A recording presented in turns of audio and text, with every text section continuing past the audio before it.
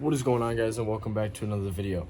Today I'm going to get straight to the point. We're going to do something a little bit different today. I'm going to be making a how-to video on how to put in these Spider CCFL Halo LED headlights because they're kind of a mess and there's no instructions that come out with them, and there's really nobody that's making a good video on how to do this. So I already have this one in over here. This is what the finished product is going to look like. You can see there's no, the wiring's obviously back here, but you can't really tell otherwise, and it's very good. This side is all out. I have gone ahead and I've already done some of the stuff beforehand just to make this a little quicker. Here are the stock headlights. There's our aftermarket one. To start off, right off the bat, you're gonna have your inverter here and your LED accessories over here. So basically, it's gonna be very simple. Reds and whites together. Just connect all your reds and whites together and put all your blacks together. Just twist them all together. I went ahead and I stripped them back a little bit farther than they were already stripped. Then you're gonna come in here. You're gonna have 3 bulbs or 3 sockets. There's gonna be your halogens here. Your daytime running light would be here, but I already cut it off. And then your turn signal over here. So you're gonna have a black and a brown wire here. And pretty much your brown is gonna be your positive, your black is gonna be your negative.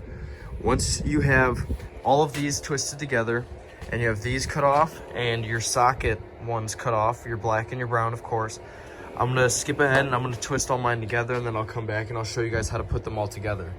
This next part is not required, but highly suggested. I went ahead and I put some big heat shrink tubing over all 3 of these wires over here, and we went ahead and twisted them all together. So you can see our brown wires are from the socket itself, and then all of our other wires are twisted together.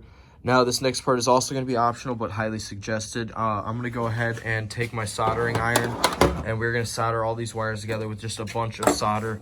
And yeah, that way we ensure that this is going to stay together, and I'll be, a lot happier with the finished result. So I'm going to go ahead and I'm going to solder them all together and then heat shrink them. At this point now, everything is wired together and heat shrunk together. You're going to go ahead. You have one plug right here. This is going to be your turn signal, which is right there. And then you have a little plug over here, which is your daytime running light. So I'm going to go ahead and I'm going to plug my daytime running light back in, and then I'll come right back.